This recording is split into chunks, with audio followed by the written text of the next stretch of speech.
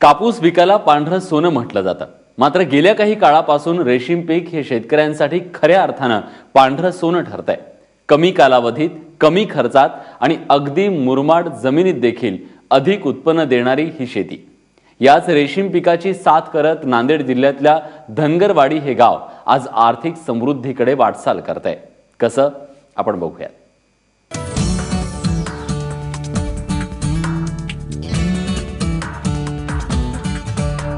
हे हिरवगार पीक आहे तुतीचं.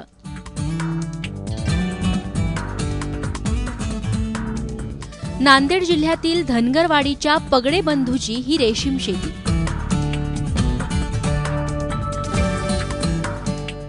अवघ्या 2.5 एकर शेतीवर ते संसाराचा गाडा हाकतात. पूर्वी याच ठिकाणी भाजीपाल्याची पिकं ते घ्यायचे, मात्र उत्पन्न कमी. अशातच रेशीम शेतीची माहिती त्यांना मिळाली आणि रेशीम शेतीचा प्रवास सुरू झाला.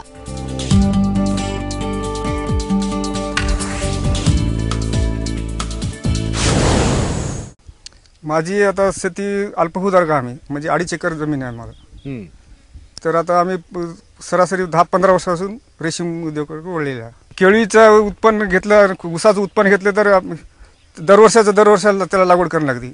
आणि रेशीमचं उत्पन्न घेतलं तर म्हणजे एकदा लागवड केली तर 15 ते 20 वर्ष त्याचं हे चालतंय. हे बेना जे दिलं आम्हाला, याचं म्हणजे काय लागते ते सुद्धा माहीत नव्हतं आम्हाला. याला कोणता पाला येते आणि काय खाऊ घालायचं, त्याच्यापासून थोडं टेक्निकल घेत आम्हाला 6 वर्ष नुसते शिकण्यात गेले. याच्यामध्ये 6 वर्षाच्या नंतर आम्हाला याचे पैसे भेटले.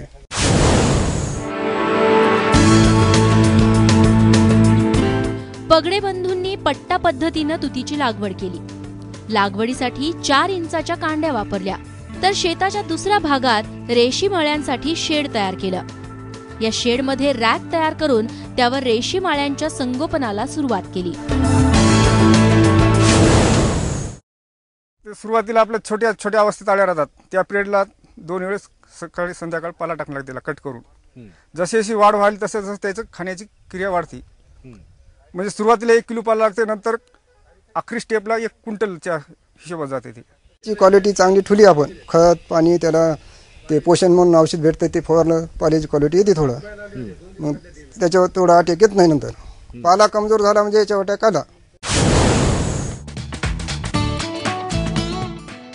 पगडे बंधू महिन्याभरात रेशीम पिकाच्या 2 बॅच घेतात. एका बॅचला 250 किलो रेशीम कोशांचं उत्पादन त्यांना मिळतं. या रेशीम कोशांची बंगलोरच्या रामनगर बाजारपेठेत 400 रुपये किलोच्या दरानं ते विक्री करतात. महिन्याकाठी 1 लाखाचं उत्पन्न त्यांना मिळतं. म्हणजेच 2 बॅच मधून 2 लाख रुपये.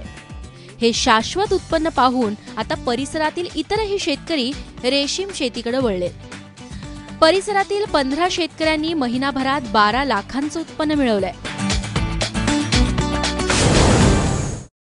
म्हणजे क्रॉपचं म्हणलं तर 1 महिन्याचा कालावधी याचा.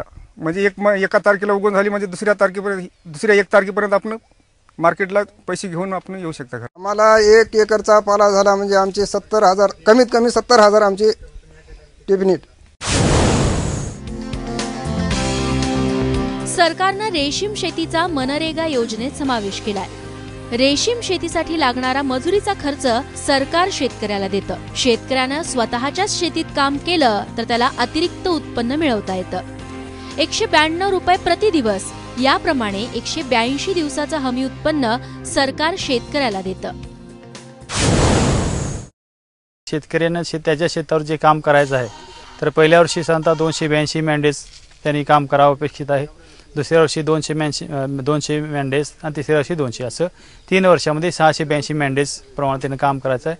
त्याला शासनाच्या नियमानुसार आता सध्याचा जो दर आहे प्रति मेंढेस 192 रुपये पण आपण त्यांना मजुरी देतो. तर त्यांनी ते त्यांच्या शेतावर जे काम केलंय, निंदण करणे, खत देणे, पाणी देणे, ह्या ज्या शेतीशी संलग्न ज्या बाबी आहेत त्या संबंधित आपण त्यांना मजुरीचे पैसे त्यांच्या खात्यावर प्रत्येक आठवड्याला मनरेगाच्या माध्यमातून त्यांच्या खात्यावर वर्ग करतो.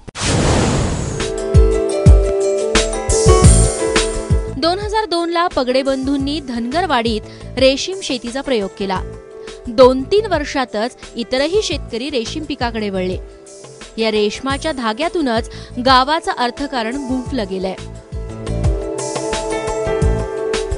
नांदेडहून योगेश लाटकरसह ब्युरो रिपोर्ट, एबीपी माझा.